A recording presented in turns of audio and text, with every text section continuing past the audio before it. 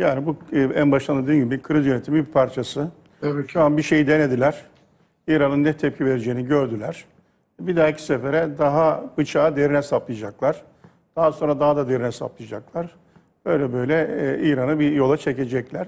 Ama daha henüz yani bir de bölgesel savaşı biz yanlış anlıyoruz. Bu çok ilk adımları diyorsunuz. Sanıyoruz ki yani bölgesel savaş deyince Suudi Arabistan, Katar hepsi savaşa girecek.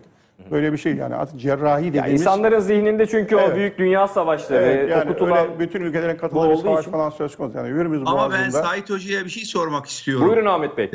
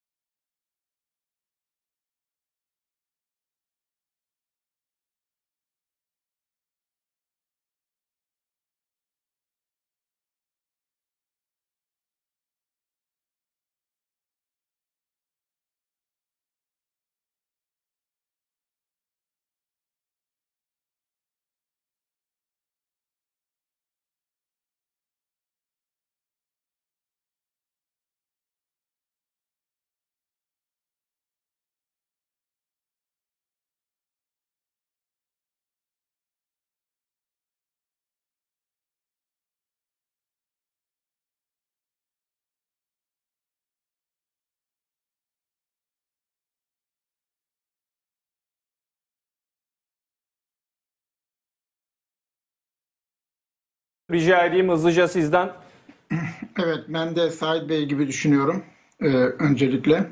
Şimdi İsrail ile İran'ın savaşa girmesi demek Netanyahu'dan çok İran'ın sonunu getirebilir. Yani Molla rejiminin sonunu getirebilir. O nedenle çok bu konularda dikkatli olmak lazım. Bence özellikle İran bu hareketiyle bence Netanyahu'nun konumunu güçlendirdi. Çünkü Batı Avrupa'da özellikle insanların sokaklara döküldüğü, Hamas nedeniyle Gazze'de yaşananlardan büyük bir güç kaybetmişti İsrail devlet olarak ve hükümet olarak. Şimdi İran'ın bu saldırısı aslında bulunmaz nimet Netanyahu için. Tam da güçlenmeye başladığı bir durum. Ve bundan sonra önümüzdeki günlerde de herhalde Netanyahu'ya karşı olacak olan hükümet karşıtı toplantılarında sonu gelmiş gibi gözüküyor. Çünkü İran'ın böyle bir harekete girişmesi zaten İsrail güvenlik düşüncesindeki Said Bey bu konularda gerçekten çok iyidir, onu söyleyeyim. Yani özellikle güvenlik odaklı bir toplumsal bakış açısına sahip olan İsrail toplumunun ve hükümetinin İran'ın bu hareketi nedeniyle bana göre tam da daha fazla güçleneceği bir duruma gitti ve Netanyahu güçlü bir lider olarak önümüzdeki dönemde yer alabilir tarih sahnesinde. Eğer Donald Trump da seçimleri kazanırsa o zaman durum daha da ileriye gidecek. Unutmamak lazım. Donald Trump'ın damadı Kushner, zaten o da Yahudi. Yani İsrail kökenli. O nedenle nereden bakarsanız bakın, bana göre İran'ın şimdi geri adım atması veyahut da bu işi burada bitiriyoruz demesi şu aşamada yarattığı, yani attığı taşın ürküttüğü kuşları ne kadar olduğu sorusunu beraberinde getiriyor. Ama İran iki şıkla karşı karşıya, ya devam edecek İsrail ile çatışmaya veyahut da bu aşamada kalacak ve Netanyahu'nun güçlenmesine neden olacak. Benim görüşüm böyle. Hüseyin Hocam teşekkür ediyorum katkılarınız için. Bu arada Ahmet Bey'e de söylemiş olayım. Tahmini doğru. Ama nasıl bir önleyici faaliyet olduğu hususunda bir şüphe var. Az önce ekranlarımıza yansıdı. Havada bir patlama duyduk. Ramallah semalarından canlı yayındaydık. Bir hava aracının imha edildiğini gördük. Büyük ihtimalle hava savunma sistemleri, dronları, SİHA'ları artık ulaşmaya başlayan o hava araçlarını imha ediyor diye tahmin etti Ahmet Yavuz da. Şu anda CNN doğrulatmış kendi kaynaklarından, CNN International. Şimdilik tespit edilen füzelerin imha edilmeye başlandığı doğrulandı. Onu söyleyelim ama demir kubbe mi yoksa uçaklar faaliyetiyle mi bunun olup olmadığına ilişkin bir şüphe varmış. CNN de bu konuda bir şerh düşmüş. CNN International yayında da şu anda uluslararası medyada bu durum tartışılıyormuş. Bu arada 700'den fazla noktada siren çalıyormuş şu anda İsrail'de. Bunlar CNN International'a yansıyan detaylar. Reuters ve AFP kaynaklı gelen tüm bilgileri de aktarmaya çalışıyorum. Peki bu arada birazdan sahadan bağlantılarımız başlayacak demiştim. Başkentlere gideceğiz demiştim. Gideceğiz. Birazdan mesela Washington'a döneceğiz efendim. Beyaz Saray'dan bir meslektaşımıza döneceğiz. Ve hani birçok iddia duyduk ya Biden'la ilgili, Biden'ın toplantısıyla yok ulusa sesleniş yapacak, yok yapmayacak. Birazdan tam detayları alacağız. Turan Bey ayrılmadan final sözünü alayım hızlıca. Çok teşekkür ederim. Aslında programın başından beri buna dair bir yorumlarımız oldu. Yaklaşık olarak aynı şeyleri tahmin etmiştik. Eğer sabaha kadar bir hedef vurulmazsa İsrail'de bu konu kapanır gibi görünüyor. Zaten İran tarafından yapılan açıklamada bunu teyit ediyor. Şimdi Hares'te bir haber var. Belki de bu patlamayı izah ediyor. Bir patlama olmuş ve bunlar havada yok edilmiş. Balistik bir füze. Yani İran'ın söylemiş olduğu balistik füze göndereceğiz iddiasında doğru ama doğrulayan İsrail bir Devlet şey. Televizyon'da mesela İsrailli yetkililerin ağzından şimdi gördüğüm açıklamayı İsrail'e balistik füze saldırısına ilişkin elimizde henüz bir gösterge yok diyorlar. Tabii çok kirli bilgi de var. Tabii. Bu tabii Dezenformasyon çok önemli bir gazetenin yaptığı açıklama. Sonuç olarak elimizde net bir veri var. İran tarafından yapılan, daimi temsilciliği tarafından yapılan bir açıklama diyor ki bizim için konu kapanmıştır. Maksat hasıl olmuştur diyor tam Türkçesiyle. İran yarın kendi halkına dönüp diyecek ki gördünüz mü biz güçlü bir devletiz. Ta İsrail'i kadar vurduk. Yerde bırakmadık yapılan saldırının karşılıksız bırakmadık. Gereğini yaptık. Dünya kamuoyuna da bizi hafife almayın, biz büyük bir devletiz. O soru işareti tırnak içerisinde ama kendisini öyle anlatacak ve diyecek ki bakın biz İsrail'i vurabilecek kapasiteye sahibiz. Yarın nükleer kapasiteye sahip olduğumuzda elimizde çok daha büyük bir güç olacak. Öte yandan kendi müttefiklerine, Lübnan'daki Hizbullah'a, Suriye'ye, güneyde Yemen'e verdiği bir mesaj da var. Keza Irak'taki Şiilere de verdiği bir mesaj var. Merak etmeyin ben bölgede güçlü bir devletim. Dolayısıyla onun için maksat hasıl oldu. Öte yandan İsrail'in herhalde yapacağı şey şu, gördünüz mü yine mağduru oynamaya başlayacak. Ben tehdit altındayım. Onun üzerinden yürüteceği bir politika olacak. Fakat burada Amerika'nın, İngiltere'nin bu durumdan çok da hoşnut olmayacağını düşünüyorum. Bu kadar ciddi problemlerin olduğu bir dönemde İsrail'in şımarıklığı ve bu takındığı tavır nedeniyle onların da bir fatura ödemek ya da bunu önlemek için harcayacağı çabalarda ilave bir bedel olacak onlara. Dolayısıyla bu gece bu konu biter diye tahmin ediyoruz ama yansımaları gelir. Bunun ikinci, üçüncü aşaması olur mu onu günler belirleyecek ama Türkiye'nin bu noktada sükunetle olayı takip etmesi, İkincisi hava sahasını açmamış olması ya da kapatmış olması önemli. Kürecik'le ilgili kararını tekrar gözden geçirmesi özellikle komutanım da söyledi. Ben de aynı şeyi söylüyorum. Bir siyasetçi olarak bir talebim daha var. Hassas gelişmeler oluyor bölgede. Belki de parlamentoda özel bir oturumla bunların ele alınması ve bizlere resmi bilgilerin, doğru bilgilerin verilmesi sanıyorum doğru olur diye düşünüyorum. Umarım bu gece burada bu konu kapanır. Çünkü bunun Türkiye'ye de çok ciddi yansımalar olacaktır. En azından insanlık namına bile Evet, öyle. evet. Turan Bey çok teşekkürler. Bu arada İsrail sınırları içerisinde az önce Ramallah'ta canlı yayında yakalamıştık. Bir hava aracının imhasını artık İsrail sınırlarını aşan hava saldırılarının önleyici faaliyetlerle birlikte yayınımıza yansıması.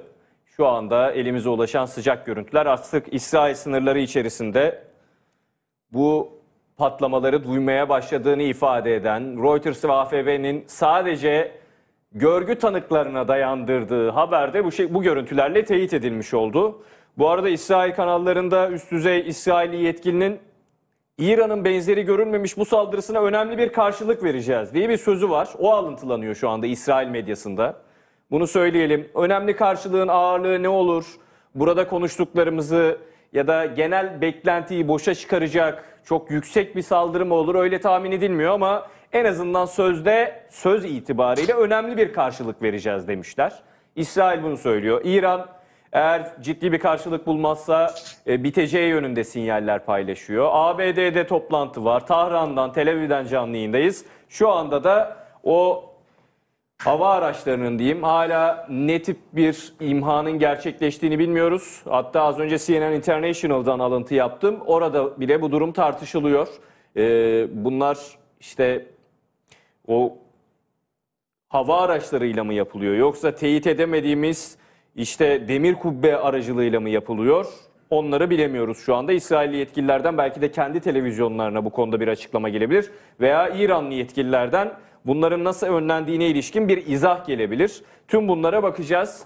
Birazdan detaylıca sınıra girmeye başladı. Demek ki bunların onlarcasını şimdi canlı yayında görmeye başlayacağız. Efendim Tahran'dan canlı yayınımız devam ediyor ekranın solunda. Ekranın sağında gördüğünüz Tel Aviv görüntüsü ise bir video kaydı. Az önce ekranlara taşıdık tam ekran olarak. Şimdi ekranın sağ tarafında tutmaya devam ediyoruz.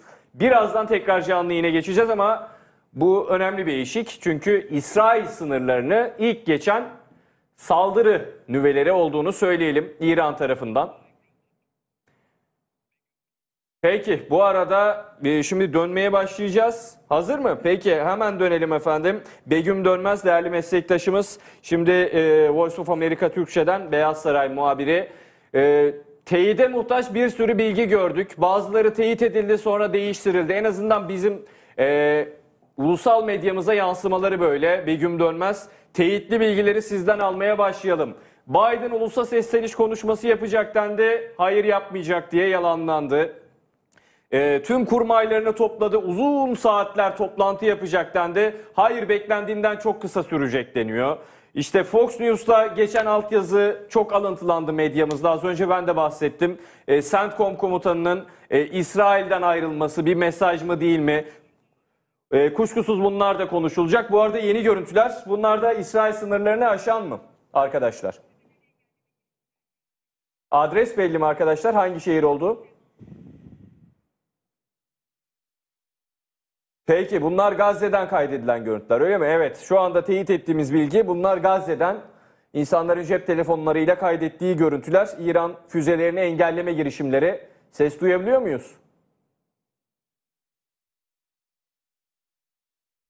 Peki az önce elimize ulaşan görüntüler bunlar.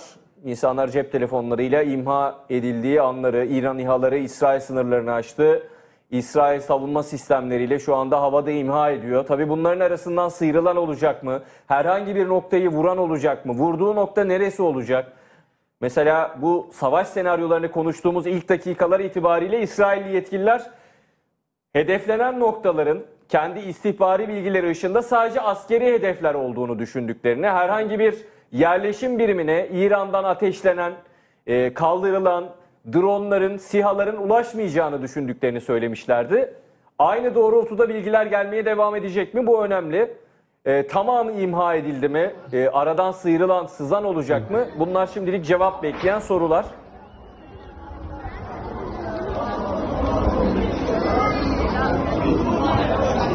Evet, sesli hali elimize ulaşmış.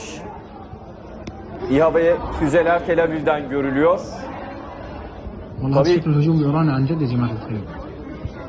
İsrailli yetkililer az önce füzeler konusunda bir teyidimiz yok dedi. Ama bunların tamamının drone olmadığı düşünülüyor. Görüntülere de dayanarak bir yandan. Ya Allah. Şu hal. Ya Latif. Burak Bey buyurun.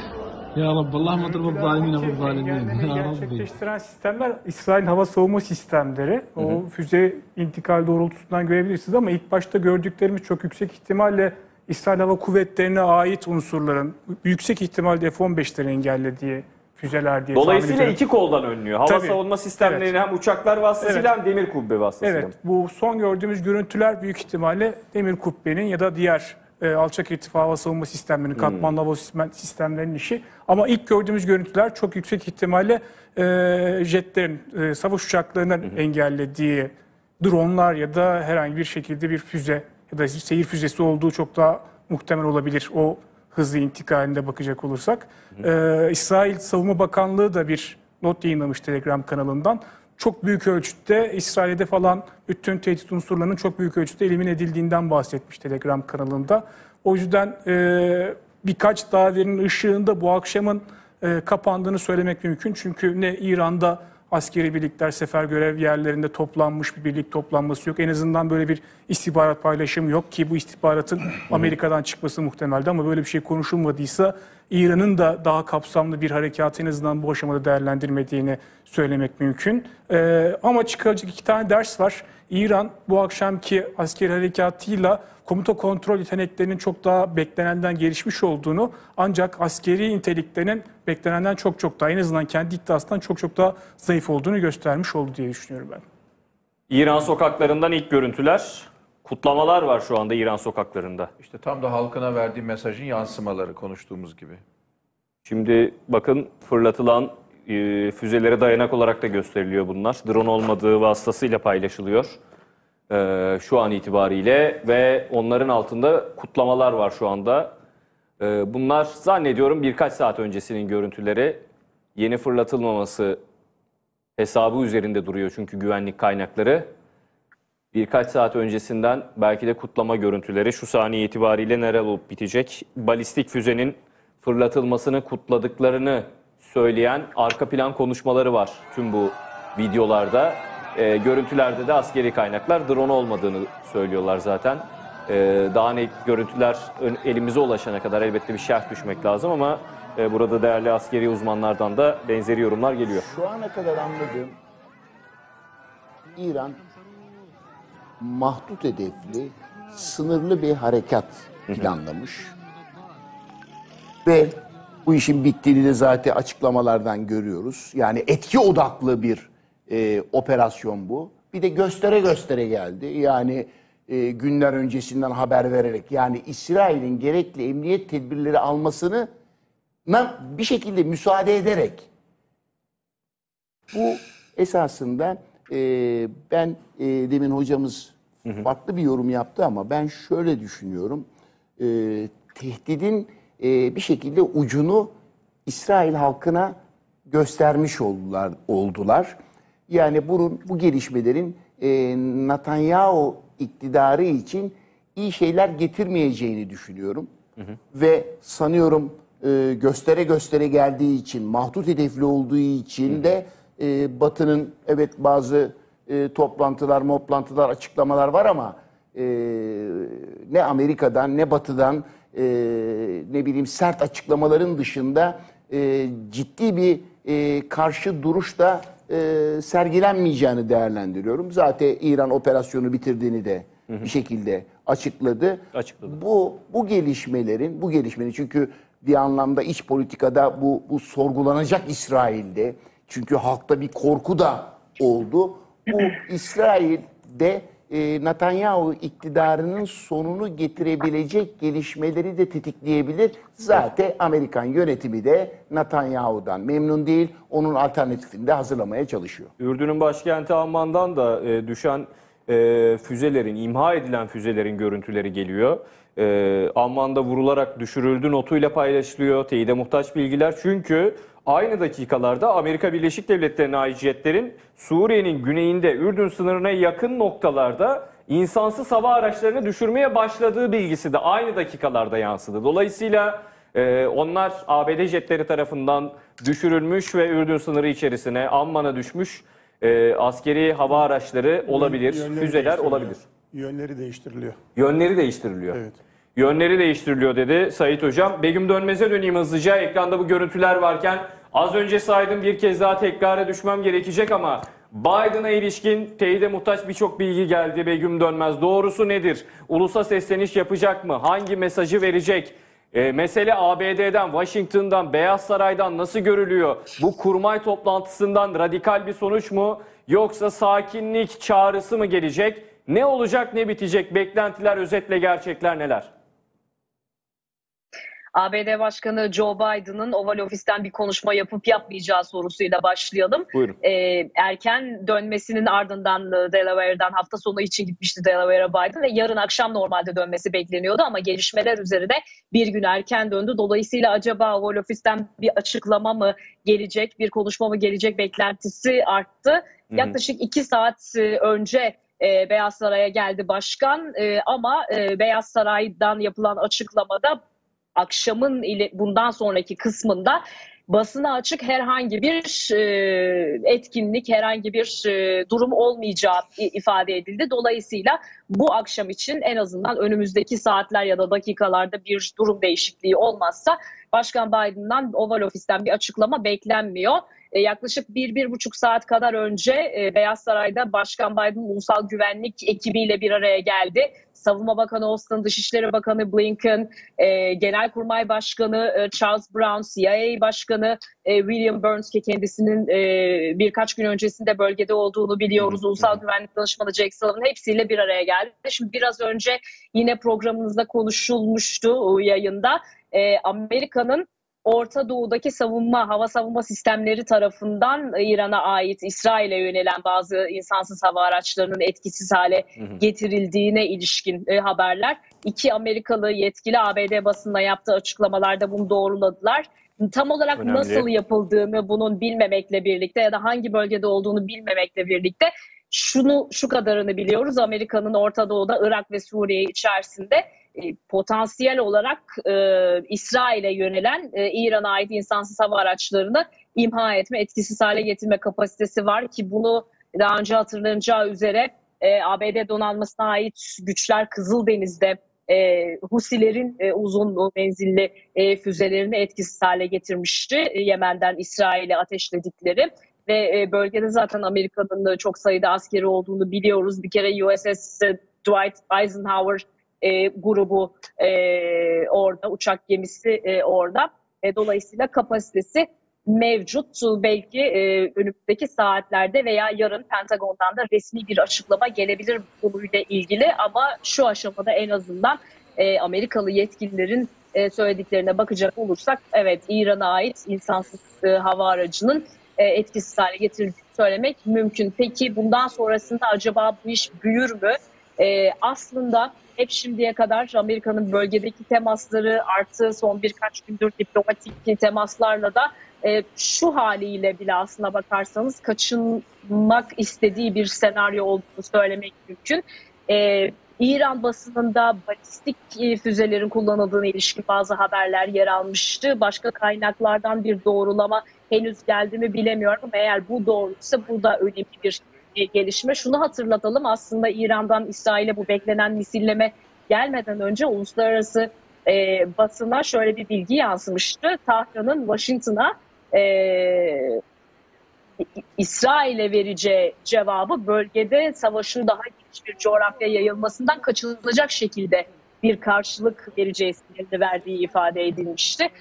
Dolayısıyla eğer şu haliyle gördüğümüz şekliyle eğer devam ederse böyle oluyor gibi bir izlenim söz konusu. Ama tabii şunu söyleyelim, Irak ve Suriye içerisindeki İran bağlantılı gruplar, Hamas, Lübnan'daki Hizbullah, bu gruplar kendilerini hatırlanacağı üzere bir direniş ekseni olarak tanımlıyorlar. Hem İsrail'e Begüm hem Dönmez, de... özür dilerim, araya giriyorum. Bir görüntüye daha ulaştı arkadaşlarımız. Görüntüler dakikalar önce İsrail'in güneyi üzerinde yapılan engellemeleri gösteriyor. Bir duyalım sesini de.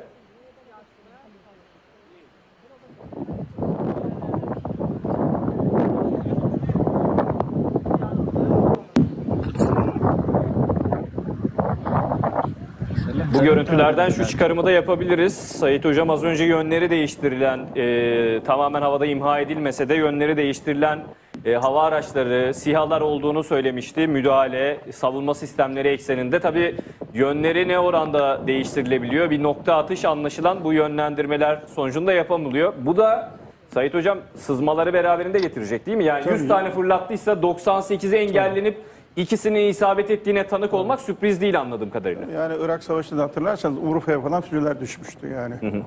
O mavklar düşmüştü. Yani bunların bu beklendikmiş. Uçaklar pals atıyor, işte o füzeyi etkiliyor, yönünü değiştiriyor. Her şey mümkün.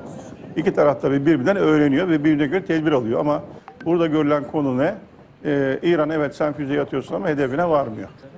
İsrail de bunu durdurabiliyor. Bunu büyük ölçüde. Bunu test etmiş oldular. Ahmet Yavuz'un bir eklemesi olur mu? Bu görüntüler elimize ulaştı az önce.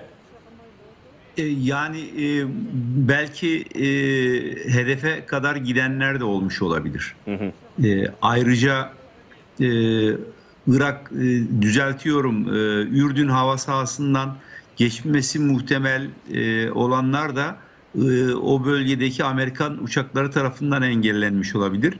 Belki şu da olasılık dahilinde elektronik başlıklar önleme suretiyle, karıştırma suretiyle farklı bölgelere yönlendirilebilir ve oralara da düşmüş olabilir. Yani bütün bunların hepsini bilgiye dayalı olarak analiz etmek lazım. Ama mesela buradaki olay sanki karaya ulaşan bir iki tane de var gibi. Evet, birazdan yeni görüntüler gelecek. Özellikle o görüntülerde bu de ne tahribat yapsa onu da bilmek lazım. And earlier, I was telling you that US officials were of the view that the targets for these drones, now this is what they're saying, we will find out in due course, but US officials, their expectation is that the targets are not civilian sites, they're not religious sites, but they are government sites, government buildings. And government buildings in Israel will be the buildings most secure and most protected by aerial defences. So it may transpire, we don't know clearly until we see it, it may transpire that these drones are effectively taken out of the sky by effective defences. We wake up tomorrow and, you know, there are limited casualties, there is limited fallout from this attack, in which case maybe the temperature is reduced, and maybe we have a scenario like the engagement with the Houthi Iranian proxies that we've had over the past few months. You'll remember at the time when America was responding to Houthi attacks, there was talk of crisis then, talk of serious escalation. Nobody talks so much about that anymore. Yes, there has been continuing engagement with the Houthis, but it's continued at a low level. There has been military engagement, but it hasn't been a serious escalation, hasn't taken attention away from the Israel-Hamas conflict, the military imperative, the politics, the necessity and the job of Joe Biden and others to sort that out, free hostages and secure a ceasefire and so on. That would be the scenario, I imagine, best case for the Americans as they watch unfolding events. And I think, as I was saying, they've seen this attack coming. The fact they didn't get stuck in before these drones and these missiles were fired would indicate to me that they have been in defensive mode throughout. And I imagine that's where they are right now. Whether that flips will depend on what happens overnight and the pictures that we see tomorrow. But again, as you said, Israel is talking about significant reaction. There will be a reaction. The question is, how significant is the reaction itself, and how significant is that for escalation and for the region? And as you say, James, we're going to have a clearer idea of that tomorrow morning as to what the impact of this drone attack has been. James Matthews, our U.S. correspondent, with the latest there from Washington. James, for the moment, thank you. Let's go back to the Middle East, because the Israeli Defense Force has issued a warning to some residents to take shelter. Now, specifically, warning residents of the northern Golan Heights and the areas of Nevatim, Dimona, and Eilat. People living in those locations have been advised to stay near protective spaces until further notice. Well, let's bring you the comments that Israel's army spokesman, Rear Admiral Daniel Hagari, made a little earlier as he warned the people of Israel that Iran had launched drones and missiles targeting their country. alarm is operated where you're at, you must go into the sheltered area and remain there for 10 minutes at least, no less than that. We will update you if it is necessary to stay there longer. I would like to call upon you to refrain from spreading any unconfirmed rumors. Please stick only to the official instructions of the IDF spokesperson's unit and the Homefront Command. I will come on air to update if anything changes. Please remain calm and collected as you've been so far, and remember to follow the instructions. The IDF is well prepared. All of its elements, both on the defensive and on the offensive, are prepared. We have prepared for diverse scenarios in advance. We operate in close collaboration with the U.S. and our other partners in the region in order to intercept these launches. We have the circles of protection from both the Navy and the Air Force on several layers, and we have additional circles of protection from the U.S. military. We have an excellent air defense system, and it is now in full operation.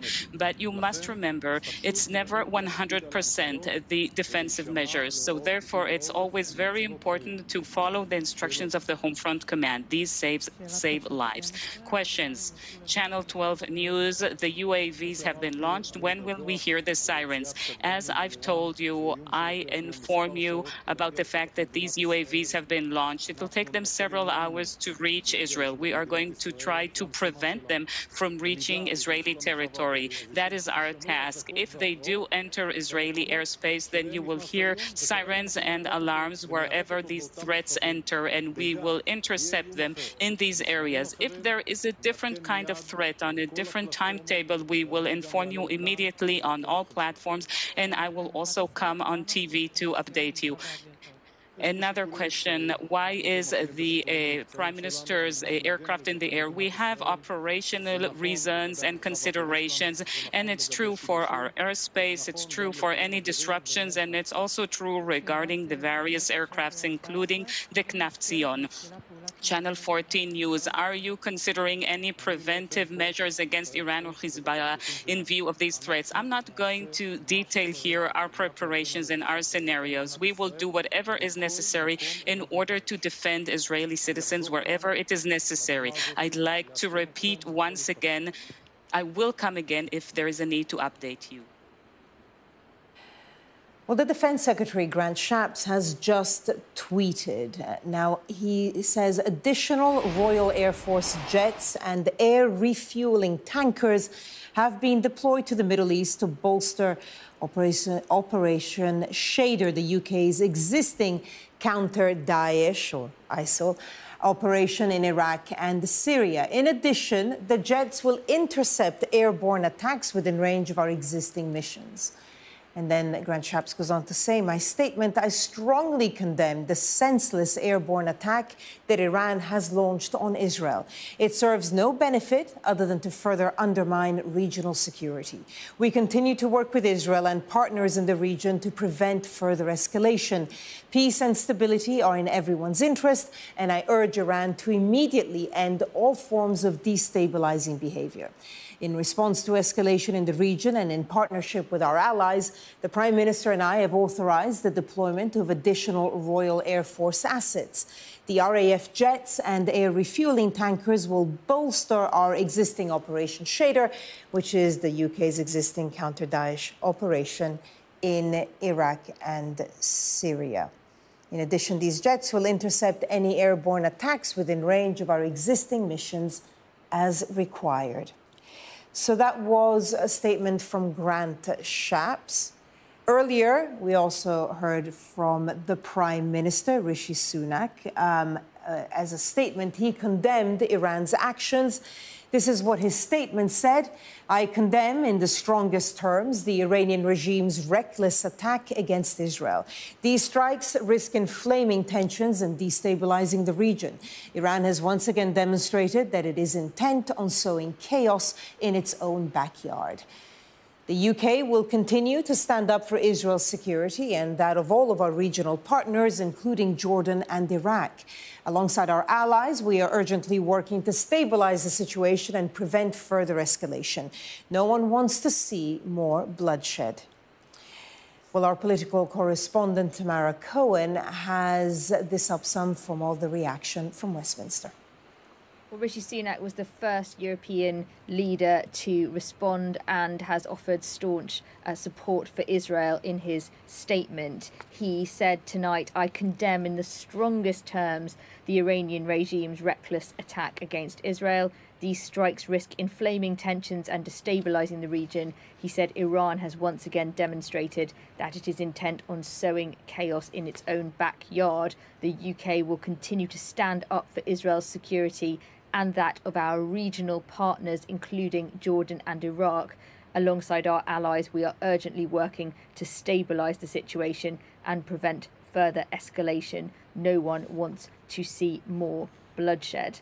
What does Rishi Sunak mean by working with our allies to stabilise the situation? Well, the government have not yet commented on reports that we're getting from the region that UK fighter jets, we have air bases, of course, in Cyprus, might be involved in trying to intercept some of these attacks coming from Iran. We have not had any confirmation of that yet. We may well get it in the coming hours, but there are reports from the region that UK jets may be involved. We've also had a statement from the opposition leader, Keir Starmer, which very much reflects similar sentiment to Rishi Sunak. He said that the international community has been urging restraint, and yet again he said Iran has chosen a dangerous path. We continue to stand up for Israel's security, he says, and that the Labour Party supports all measures designed to restore calm. We won't really know what those are until we see the full scale of this and understand what exactly the UK and others' involvement might be. Certainly there's been deep concern about this in government. We know that Lord Cameron, the Foreign Secretary, spoke to the Iranian Foreign Minister just 2 days ago, urging Iran not to escalate into what he called a wider war. Clearly those warnings have gone unheeded, and the UK will be urgently talking to allies in the next few hours about what this escalation might mean and, of course, what role Western countries can play, most probably in supporting the US in the next steps. But staunch support for Israel from Rishi Sunak and wanting to help Britain's allies in the region to take all the steps that they can to restore calm. And you can see live shots there of both southern Israel and Tel Aviv. No visible drones there now, unlike what we saw over the skies of Jerusalem about an hour ago. Let me just bring you reaction from President Biden. Now, he tweeted, first of all, these are the pictures that you're seeing there of a meeting that Joe Biden was having with his national security advisors in the Situation Room at the White House. Joe Biden returned to Washington earlier on Saturday afternoon. He had been away in Delaware, obviously, to talk about the escalating situation in the Middle East. President Biden tweeted just recently, this is what he said. He said, "I just met with my national security team for an update on Iran's attacks against Israel. Our commitment to Israel's security against threats from Iran and its proxies is ironclad." So that statement from President Biden, not a lot of detail there, and really reiterating this word that's been used before about the U.S. support for Israel, and the word he used is ironclad. Now, a little earlier, I spoke to the U.S. national security and foreign policy analyst, Ari Aramesh. The Iranian government is now reacting and retaliating against the Israelis killing their key operative and their key sort of planning, the most important general in the Quds forces. The Quds forces is the external operation branch of the Islamic Revolutionary Guard Corps. That's the Iranian, sort of the second Iranian military that is more ideological. It has some elite units. And if the IRGC has an air force, has a ground force, and has a navy, it also has a Quds force. That's its external operation. The deputy commander, General Zahedi, Brigadier General Zahedi, who was killed at the Iranian consulate a few days ago in Damascus, is a highly valuable military and also sort of tactical and strategic figure for the Iranian leadership. I would say this is probably the most important loss for Iran for Iranian regime since the killing of Major General Qasem Soleimani, the former head of the IRGC, who was killed by the U.S. on January 3rd, 2020. It's a huge blow. So now they're retaliating. President Biden told the Iranians not to do it. The U.S. stands firmly behind Israel. The question is, A, how much damage these attacks are going to cause? Second, well, let me back up. The most important question is this it? Is this the only wave of attacks? These suicide drones and some missiles that Iran so far has launched, is there going to be another wave? Is Iran going to use its proxies? Hezbollah to Israel's north has hundreds of thousands of rockets and tens of thousands of missiles. And so if they start launching theirs, let's say in coordination with other proxies in the region, if the Hamas has been pretty much decapitated in Gaza, so they are really not in a position to do much from southern Israel. But so the first question is that it? Is there going to be another wave either from Iran or Iran's proxies? Second question is, where are these drones and missiles going? We don't exactly know where they're going to land. Iran has said they have these predetermined locations, but I don't have a lot of faith in the accuracy. Even if they did, have certain places in mind, I don't have a lot of faith in the accuracy of their delivery technology. And third is really a reaction. How is Israel going to react? This is the first time since the Yom Kippur War of 1973, with one little exception. That's Saddam launching missiles in January of 1991. But this is the first time a state has actually attacked Israel without any U.S. involvement, without any secondary or other war. In 1991, there was the Gulf War, and Saddam launched missiles. But this is the first time since 1973, and we have to see how Israel reacts. Mr. Aramesh, before this happened, well, actually, just before the attack on the Iranian consulate in Damascus, there were huge tensions between the two allies, Israel and the United States, and obviously that came from what many in the U.S. saw as an excessive level of civilian death in Gaza. Then, of course, there was the killing of the aid workers, one of them an American. Ultimately, how much sway do you think the United States will have in the coming hours and days over Israel in their response to this Iranian attack? Let's not forget, when Israel is under attack, the United States closes ranks and fully supports Israel. As in the words of President Biden and National Security Advisor, and for a second, I am now forgetting his name. The U.S. support for Israel is ironclad. So Jake Sullivan, I'm sorry, that's right in front of you, and you miss his name, Jake Sullivan. So the U.S. support for Israel is ironclad. What does that mean, ironclad? Ironclad means when Israel's security and its existence and its safety comes under question and is jeopardized, the United States, as Israel's most important, largest, most powerful, and only guarantor, puts aside its grievances, puts aside its differences, and supports Israel. That's U.S. policy, Democratic or Republican administrations. Yes, that is obviously official U.S. policy, but behind the scenes, considering that for the past few months, really, since the start of the war between Israel and Hamas, we haven't really seen Israel listen to the United States. I wonder whether you think that whatever it is that the U.S. will now say to Israel behind closed doors, whether you think Israel will actually listen. I think the advice from the Biden administration would be for Israel to show restraint. Now, Israel has a right to defend itself, but the Biden administration's policy generally is try to de-escalate. Any escalatory sort of approach or action that would cause a reaction is something that this administration does not favor. Having said that, you have to create a balance between de-escalation and deterrence. Sometimes when you try to de-escalate too much, for instance, for months, we tried to de-escalate with the Iranians in Iraq and Syria. They escalated until they killed 3 Army National Guard troops in Jordan when they sent those suicide drones. And then the U.S. retaliated, paused that situation. How much sway does the U.S. have over the Netanyahu administration? More than any other country. Let's put it this way. I'm not going to quantify and give you a number, but more than any other country. The U.S. is obviously Israel's larger supporter and provider of weapons, technology, intelligence. And again, in times of crises, the two countries get a lot closer to each other. Remember, after October 7th, President Biden, Secretary of State Blinken, Secretary of Lloyd Austin, they all flew there.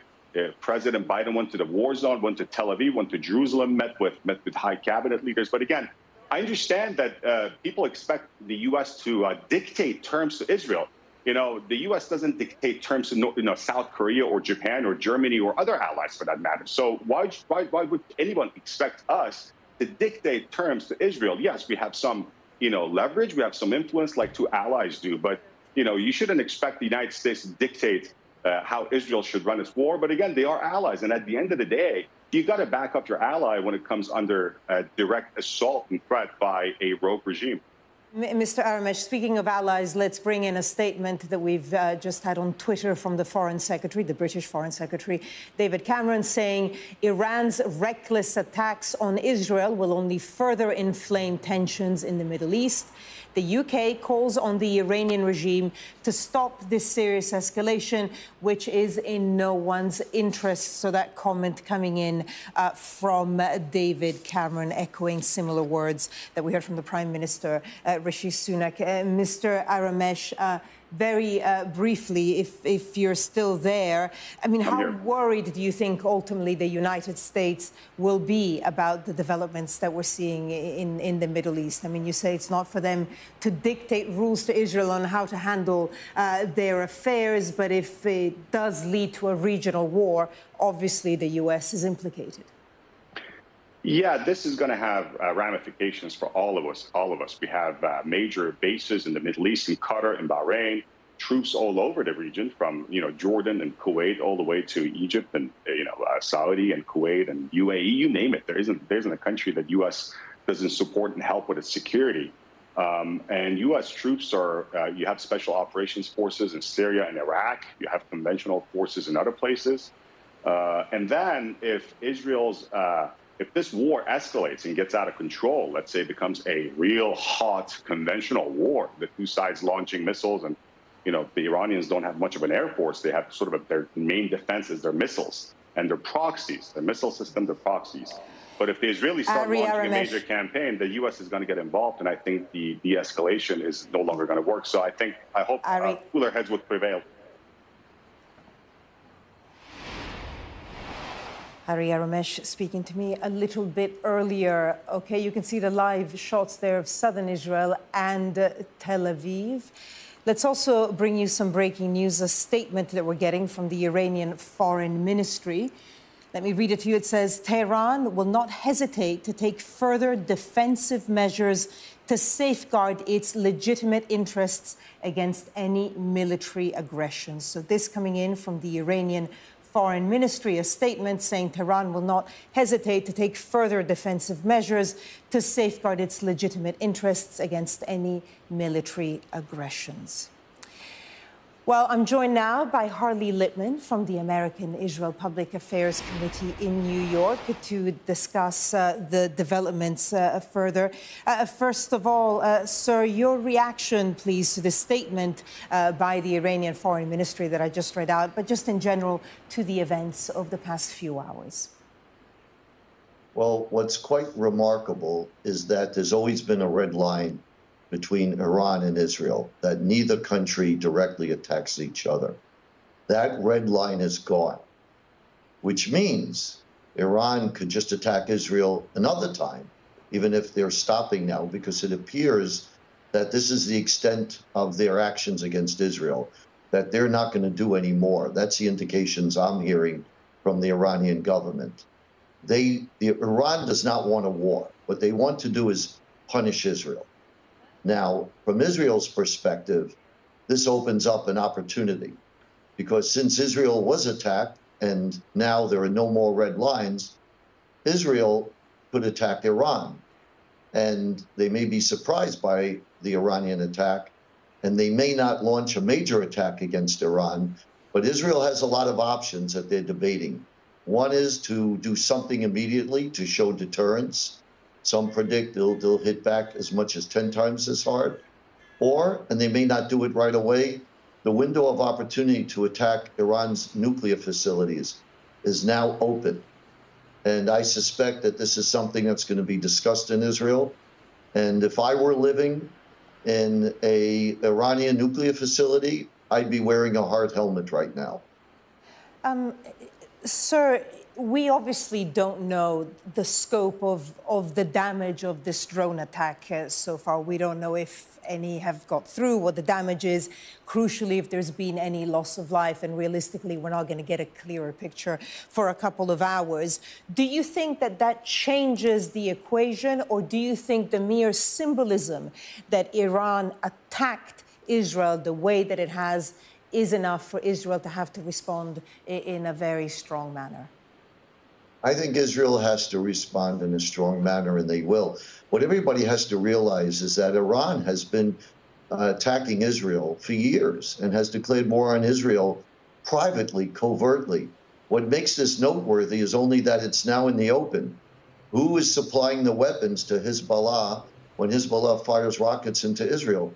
It's Iran supplying the weapons, and it's Iran that's managing Hezbollah's decisions. The same thing with the Hamas attack. While it was implemented by Hamas on October 7th, it was orchestrated by Iran. So Iran is behind all. If you look at any of the violence, the firing of missiles from the Houthi to any conflict that you see in the Middle East, it's coming from Iran, and they're flooding the West Bank with weapons. So this is a huge, major escalation. And I think that the good news is the United States and England have stepped up and have shot down many of the drones. Yeah. But if the drones hit a major facility, I think all hell will break loose. I don't know how directionally precise these drones are going to be. The fact that they fire drones is quite interesting because they're slow moving and they're easy to shoot down, which could suggest that they're being limited as much as in their ambitions, as much as they attacked Israel. Sir, forgive me for interrupting you, but let me just bring something that we heard from the Iranian mission at the UN about an hour ago, saying Iran, this is their statement, Iran's military action was in response to the Zionist regime, that's what they call Israel, the Zionist regime's aggression against our diplomatic premises in Damascus. The matter can be deemed concluded. So this is a statement from the Iranian mission at the UN, because you brought in, obviously the attack of October 7th and the West Bank. They have different dynamics. This is specifically a confrontation between Iran and Israel. When you see that statement and the Iranian mission at the UN saying that potentially this is their response to the attack at the consulate and it can be deemed concluded, do you see in that the hope that actually things could be allowed to settle down a little?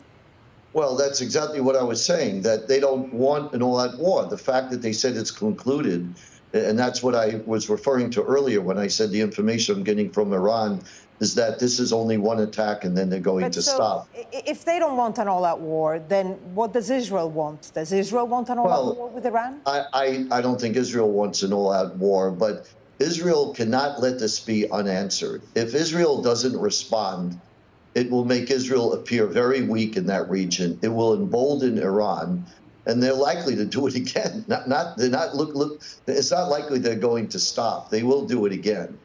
And in that part of the world, unfortunately, you need to show strength if you want to have peace. If Israel, I know that instinctively we want to say, let's calm things down. But as I said earlier, Iran has been attacking Israel for years. They're the ones responsible in giving the weapons and the directions for all these attacks. So even though they fired at Israel, they only want to calm things down for the moment.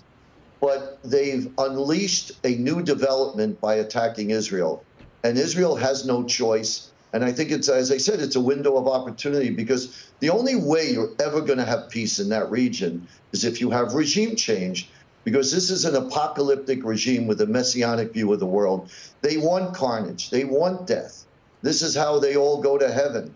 So I'm not even sure they're rational actors there. And by the way, by attacking Israel, they now brought Israel and the United States close together, where Israel and the United States was having a lot of friction and a lot of disagreements that were getting very, very challenging. In one swoop, they just bonded Israel and the United States in a way that wouldn't have happened without this. So the unintended consequence of this is that Israel and the United States is very aligned. And with that in place, while the United States may counsel restraint to Israel, which they probably will, Israel, I am sure that Israel will respond. And they're debating now, I think, how severe and how forceful, but they will do it. And I think in that part of the world, they have to do that to maintain that deterrence, or they'll be attacked again, even more so. Sir, you mentioned regime change in Iran. There's a lot of people that would like to see leadership change in Israel itself. Benjamin Netanyahu, very unpopular for a variety of reasons, not being able to prevent October 7th and the issue of the hostages. These are enormous decisions that the Israeli war cabinet is about to make that would have an impact beyond the country and the wider region. So do you think that Benjamin Netanyahu is the right person to be at the helm of this? You know, it's not for me or you to decide. They are a democracy. The same way England's a democracy. It's up to the citizens of Israel to do that. Thousands of people have been turning out, in fairness, against Benjamin Netanyahu in Israel because it is a democracy and they have the right to do so. Well, whether he is the right person or not, he's the prime minister. So it's in his hands. And actually, they're playing into his hands by attacking Israel. Now, if a nation is attacked, they have a right to defend themselves. To ask Israel to stand down and not do anything because Iran stopped. I mean, that's like people coming up, shooting up your house, and then saying, oh, we don't want to do anything anymore, but you can't respond to that. I mean, who would just do nothing in response? I know we all crave peace, but the truth is, you're comparing apples and oranges. Israel has no grievance with Iran. It's Iran that has a grievance with Israel that has stated many times they want to destroy Israel. And people need to address that directly. I think we're all in denial. And Europe in particular, I think, has an appeasement mentality. They're kind of like, peace at all costs, don't fight back, don't do anything, no violence. And that's fine if the other side would agree to that. But you have a regime that is bent on colonial imperialistic control of the Middle East. They're in Syria, Iraq. Do you think the Syrians and Iraqis want them there? You know, they have control of Yemen. Iran is the ones that are creating the violence and the deaths. Israel just wants to exist. And whether you like Bibi Netanyahu or not, you can't scapegoat this on him. This has nothing to do with him. This is about Iran trying to destroy another nation. Harley Littman, we're going to have to leave it there, from the American Israel Public Affairs Committee in New York. Sir, thank you for your time. Thank you. And now let's go to our military analyst, Sean Bell, who I spoke to a little bit earlier.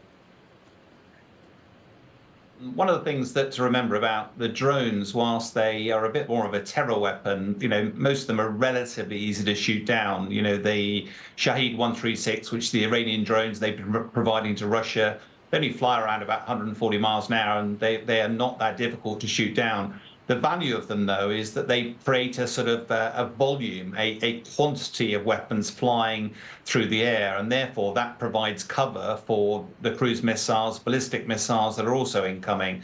Now, the air defences that Israel has and that the US helped provide should mitigate some of that, but inevitably these ballistic missiles are particularly difficult to get through. And I think, as some of the correspondents have been talking about, some of the key here will be just how much damage has been done. You know, Iran, there's a lot of questions here. Iran's been put on the horns of a dilemma because after Israel attacked that consulate building on the 1st of April, killing 13 people, including a senior military commander, Iran was almost duty-bound to do some sort of reaction. Israel would have known that.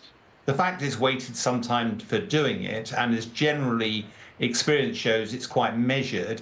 It will be interesting to see what they've targeted, how many telephone warnings coming in. We're already hearing some of that there's been some coordination between America and Iran. And if there has been coordination, Iran will be trying to make a point, but we'll be very clearly not wanting to escalate. And I think one of the things that most military analysts see here is that Iran has got a fledgling nuclear program. It will not want to have that program attacked. It will not want to provide an excuse to the Israelis or the Americans for attacking those programs, because ultimately, and it's not if, it's when Iran gets nuclear weapons, they would be the ultimate deterrent against both Israel and the US. So I think there's clearly a lot going on behind the scenes here. The key will be as to how many of these missiles get through, what they're actually targeting, whether there were warnings being advised first, and then how much America tries to mitigate and measure Israel's natural instinct to respond.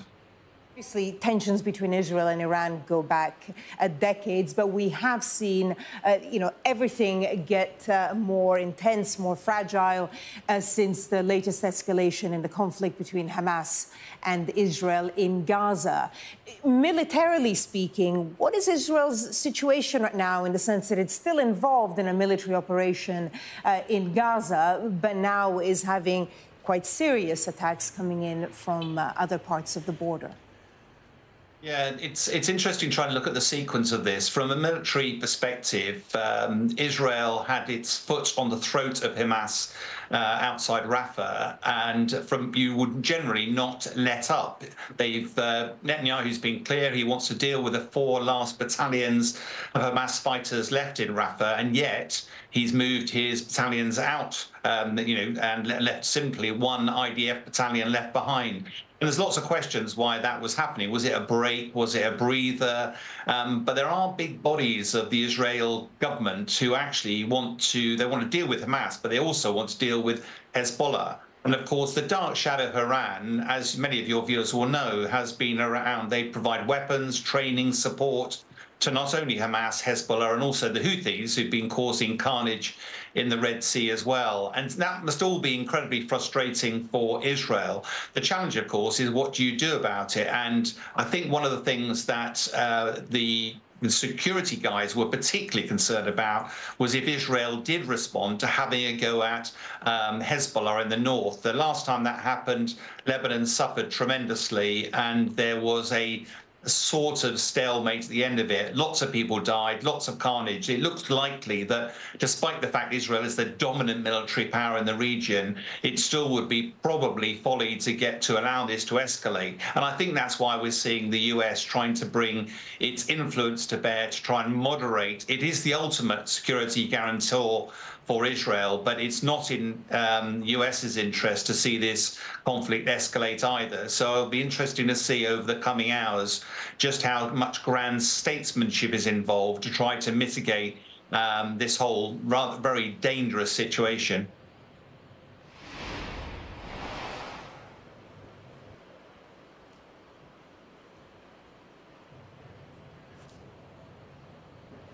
You're watching Sky News. The breaking news this morning: Iran has launched more than 100 drones as well as missiles to attack Israel. President Biden has cut short his weekend trip to Delaware and returned to Washington to meet with his national security team.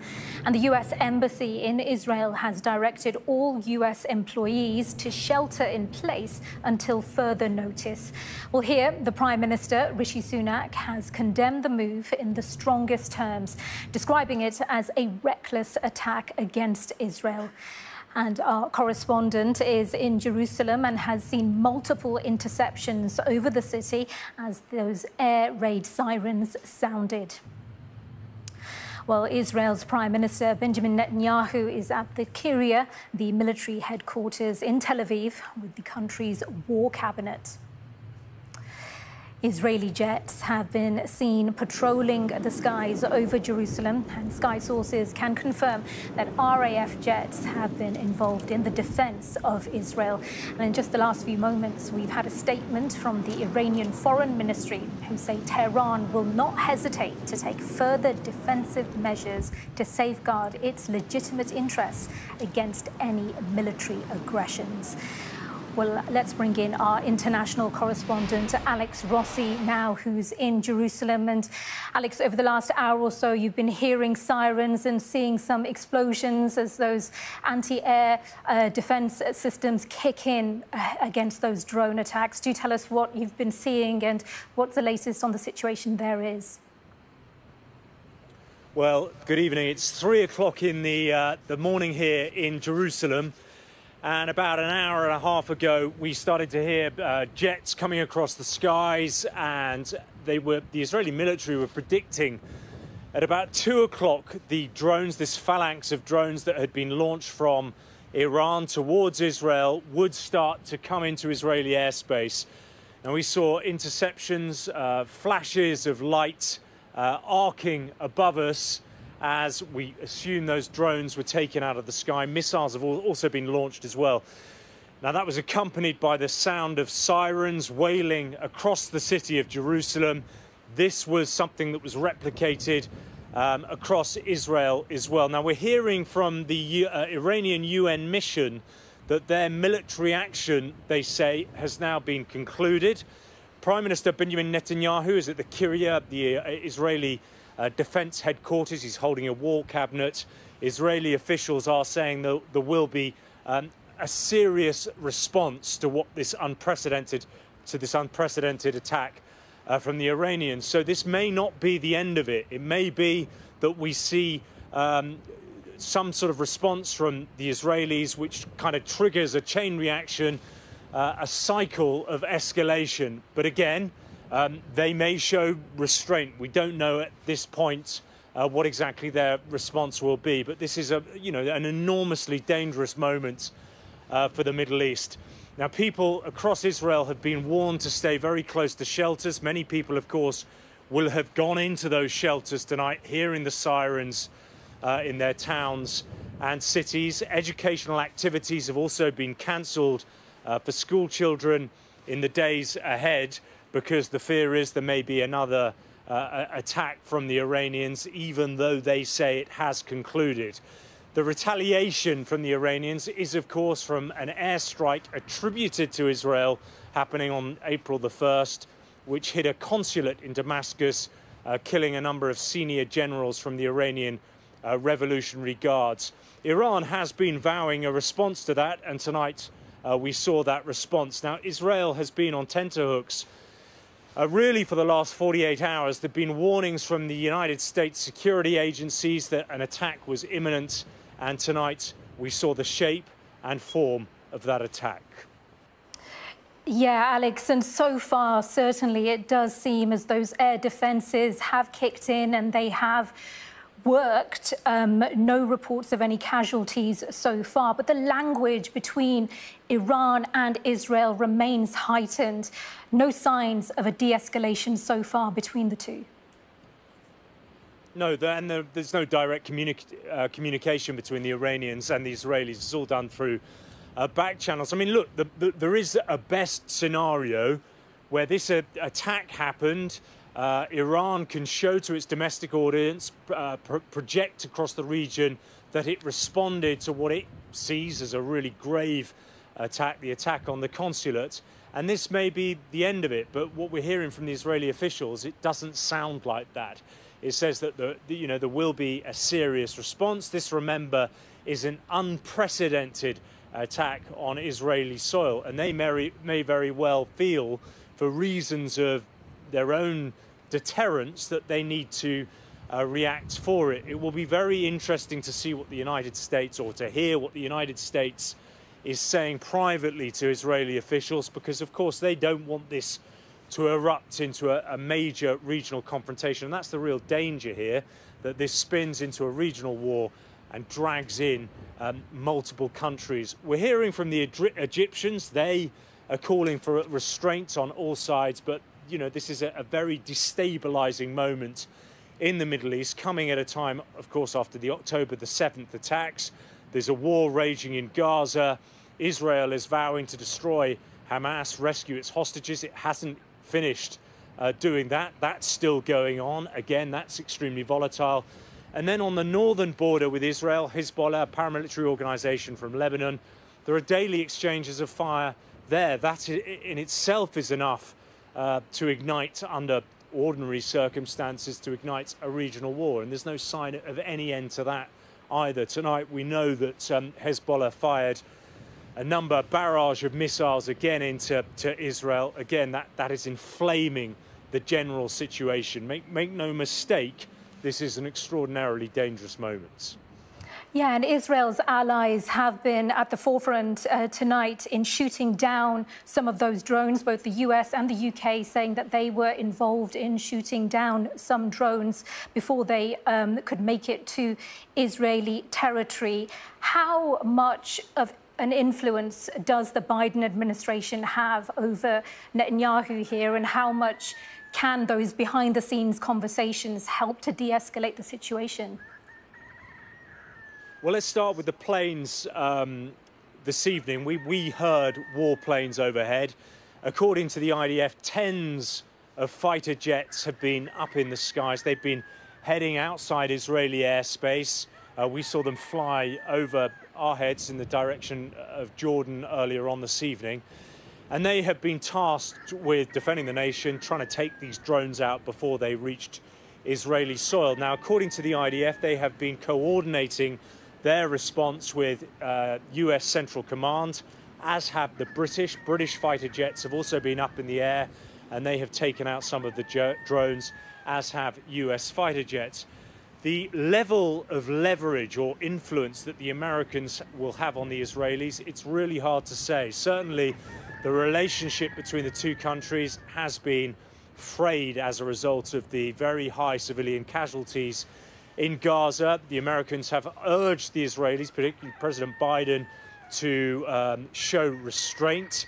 He has gone on the record and said a number of times that he doesn't think the war is being conducted in a proper way because of the mounting civilian casualties. He's also warned them of going into Rafah in the southern part of the Strip, which is one of the last refuges of where Hamas are holed up. So, you know, the relationship is a very difficult one. One thing to say, because the Americans and also the British have come to the defense of Israel tonight, that might have some bearing on what they do in terms of their response. That may give them some leverage.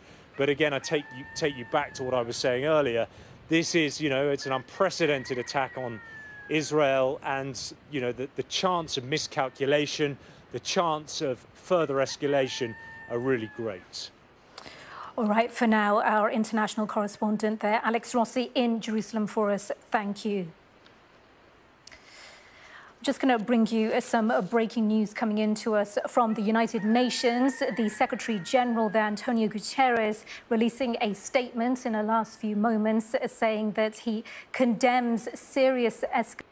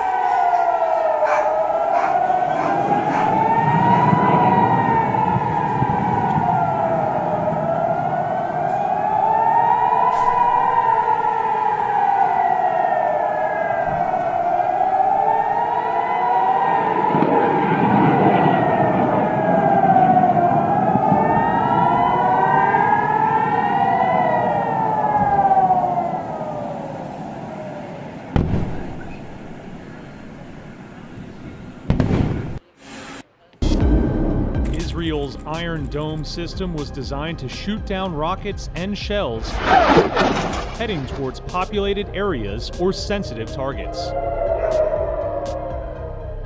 Jointly built by the US and Israel, it uses artificial intelligence to find and track the projectiles. Then the system launches its own interceptor that strikes the incoming rocket.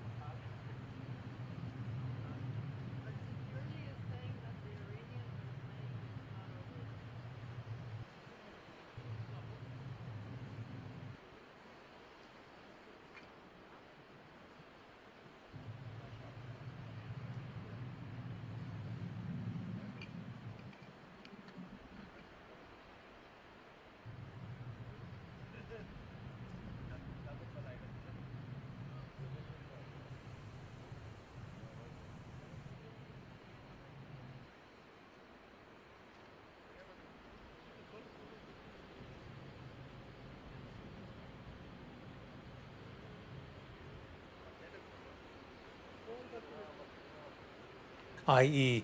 an escalation of conflict in the Middle East. All right, James, as you mentioned, the Israeli media is saying that Benjamin Netanyahu and Joe Biden are due to talk in the next few minutes. We'll keep a close eye on any further developments from there. For now, thank you, James Matthews there in Washington. Well, let's bring you now the comments from Israel's army spokesman, Rear Admiral Daniel Hagari, as he warned the people of Israel that Iran had launched drones and missiles targeting their country. Alarm is operated where you're at. You must go into the sheltered area and remain there for 10 minutes at least, no less than that. We will update you if it is necessary to stay there longer. I would like to call upon you to refrain from spreading any unconfirmed rumors. Please stick only to the official instructions of the IDF spokesperson's unit and the Homefront Command. I will come on air to update if anything changes. Please remain calm and collected as you've been so far, and remember to follow the instructions. The IDF is well prepared. All of its elements, both on the defensive and on the offensive, are prepared. We have prepared for diverse scenarios in advance. We operate in close collaboration with the U.S. and our other partners in the region in order to intercept these launches. We have the circles of protection from both the Navy and the Air Force on several layers, and we have additional circles of protection from the U.S. military. We have an excellent air defense system, and it is now in full operation. But you must remember, it's never 100% the defensive measures. So therefore, it's always very important to follow the instructions of the Homefront Command. These save lives. Questions? Channel 12 News, the UAVs have been launched. When will we hear the sirens? As I've told you, I inform you about the fact that these UAVs have been launched. It will take them several hours to reach Israel. We are going to try to prevent them from reaching Israeli territory. That is our task. If they do enter Israeli airspace, then you will hear sirens and alarms wherever these threats enter, and we will intercept them in these areas. If there is a different kind of threat on a different timetable, we will inform you immediately on all platforms, and I will also come on TV to update you. Another question, why is the Prime Minister's aircraft in the air? We have operational reasons and considerations, and it's true for our airspace, it's true for any disruptions, and it's also true regarding the various aircrafts, including the Knafzion. Channel 14 News, are you considering any preventive measures against Iran or Hezbollah in view of these threats? I'm not going to detail here our preparations and our scenarios. We will do whatever is necessary in order to defend Israeli citizens wherever it is necessary. I'd like to repeat once again, I will come again if there is a need to update you. Daniel Hagari there, an IDF spokesperson speaking earlier. Well, it's been confirmed that RAF jets are assisting Israel to defend itself from drones sent by Iran. A Ministry of Defense spokesman said in response to increased Iranian threats and the growing risk of escalation in the Middle East, the UK government has been working with partners across the region to encourage de-escalation and prevent further attacks. We have moved several additional Royal Air Force jets and air refueling tankers to the region. These will bolster Operation Shader, which is the UK's existing counter-Daesh operation in Iraq and Syria. In addition, these UK jets will intercept any airborne attacks within range of our existing missions as required. We will continue to cooperate closely with our regional partners in the interest of de-escalation. Well, here, the Prime Minister, Rishi Sunak, has condemned the move in the strongest terms, describing it as a reckless attack against Israel. He said in a statement, "I condemn in the strongest terms the Iranian regime's reckless attack against Israel. These strikes risk inflaming tensions and destabilizing the region. Iran has once again demonstrated that it is intent on sowing chaos in its own backyard." Well, the UK will continue to stand up for Israel's security and that of all of our regional partners, including Jordan and Iraq. Alongside our allies, we are urgently working to stabilize the situation and prevent further escalation. No one wants to see more bloodshed.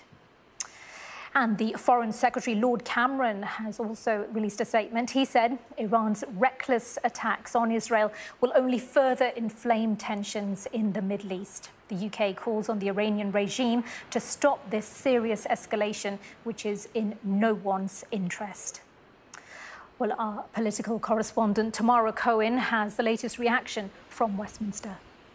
Well, Rishi Sunak was the first European leader to respond and has offered staunch support for Israel in his statement. He said tonight, "I condemn in the strongest terms the Iranian regime's reckless attack against Israel. These strikes risk inflaming tensions and destabilizing the region." He said Iran has once again demonstrated that it is intent on sowing chaos in its own backyard. The UK will continue to stand up for Israel's security and that of our regional partners, including Jordan and Iraq. Alongside our allies, we are urgently working to stabilize the situation and prevent further escalation. No one wants to see more bloodshed. What does Rishi Sunak mean by working with our allies to stabilise the situation? Well, the government have not yet commented on reports that we're getting from the region that UK fighter jets, we have air bases, of course, in Cyprus, might be involved in trying to intercept some of these attacks coming from Iran. We have not had any confirmation of that yet. We may well get it in the coming hours, but there are reports from the region that UK jets may be involved. We've also had a statement from the opposition leader, Keir Starmer, which very much reflects similar sentiment to Rishi Sunak. He said that the international community has been urging restraint, and yet again he said Iran has chosen a dangerous path. We continue to stand up for Israel's security, he says, and that the Labour Party supports all measures designed to restore calm. We won't really know what those are until we see the full scale of this and understand what exactly the UK and others' involvement might be. Certainly there's been deep concern about this in government. We know that Lord Cameron, the Foreign Secretary, spoke to the Iranian Foreign Minister just 2 days ago, urging Iran not to escalate into what he called a wider war. Clearly those warnings have gone unheeded, and the UK will be urgently talking to allies in the next few hours about what this escalation might mean and, of course, what role Western countries can play, most probably in supporting the US in the next steps. But staunch support for Israel from Rishi Sunak and wanting to help Britain's allies in the region to take all the steps that they can to restore calm. You are watching Sky News. Do stay with us. Coming up, we'll have the latest on the breaking news that Iran has launched more than 100 drones as well as missiles to attack Israel.